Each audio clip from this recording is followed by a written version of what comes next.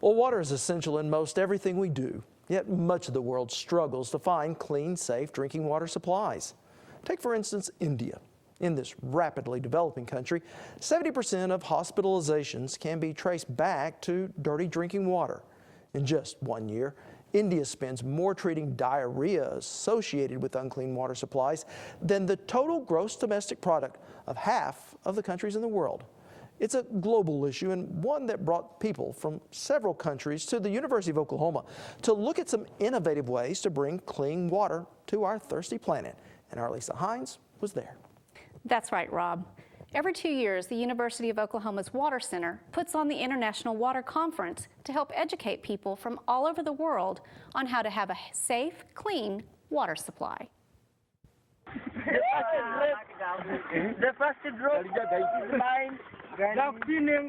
Most of us take fresh drinking water for granted, but for these people, it's cause for celebration. Pure, unadulterated joy for something so seemingly simple as clean drinking water. We just crossed 7 billion people in the world. It turns out there's 1 billion people in the world that don't have access to safe drinking water. David Sabatini is the director of OU's Water Center and says unsafe drinking water mainly affects children. A child every 15 seconds dies because the only water they have access to causes them to get sick and die. Just one of the reasons OU puts on the International Water Conference, to help solve the problem. And according to Bob Nairn, Associate Director of the Water Center, it takes many people. Well, the conference this year, our theme was Synergy at the Interface. The idea was bringing together these many different folks from not only different countries, but from different disciplines. Not only the engineers and scientists, but the social scientists and the business people to try and find solutions to make sure these folks have clean water and adequate sanitation. One group that may have a solution to the problem is the Oklahoma-based foundation, Water4. Chris Cotner is the executive director of the nonprofit and says they're a water pump company that does more than just drill for water. I think when we first started, we thought we were a drilling organization. When we began to work on a pump, which is, we think, pretty revolutionary, we thought we were a pump company. And over the past year, as we've really focused in on our partners and what they're doing, we've realized that we're a change agent who happens to be working in the water sector. Run it with 2 people or just one? Yeah, no, you do it. Yeah, y'all pass the handles kind of together. There you go. Helping people to drill for water using available resources found throughout the developing world. It is not automated. It is all by hand. And so actually the design restrictions are, can you do it in country? And can you do it without gasoline or electricity? So all of our tools are designed to be used within those parameters. It is entirely by hand, and it's not quite as hard as you might think, though. And even the manual labor that I have to exert, that could be a little bit more than we're used to doing on a day-to-day basis, is so worth it for the end result. To be able to have a well that's going to produce clean water for generations to come is worth a little bit of sweat equity for the week it might take to do it. Hard work for sure, but affordable for all. Caleb Holsey is with Water4.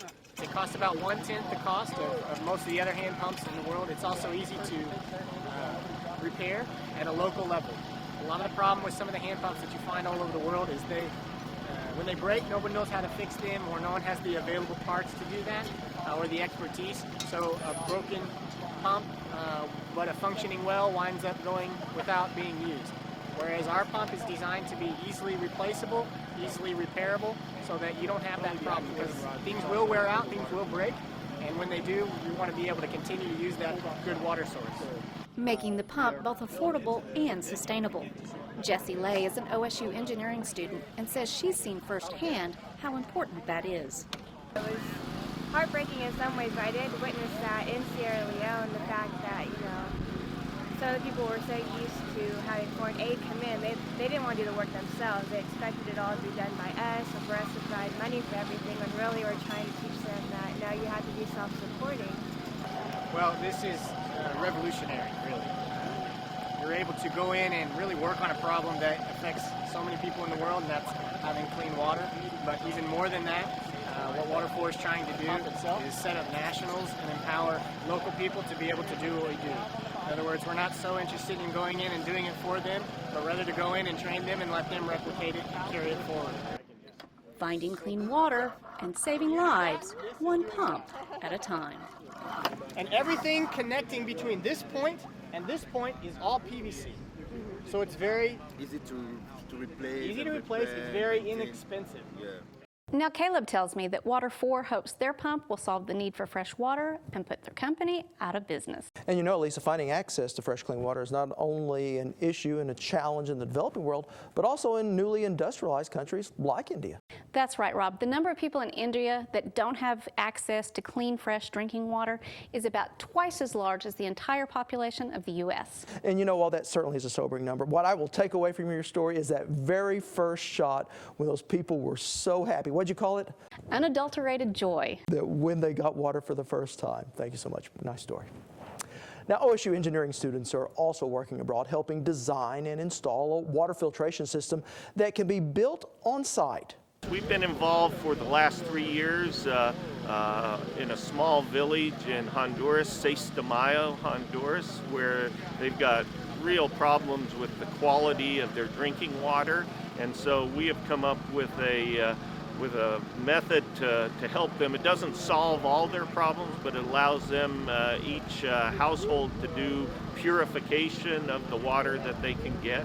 And our students came up with an innovative and unique method of constructing these water filters. Paul Weckler is the group's advisor and says the filtration system is designed by the students to use local materials to use in the remotest of areas. They came up with a real unique design and implemented it, and we went over spring break last year and built 9 biosand filters and delivered them to 9 different families. And plans are to not only expand this project throughout the village in Honduras, but also to implement a similar one in the country of Sierra Leone, Africa.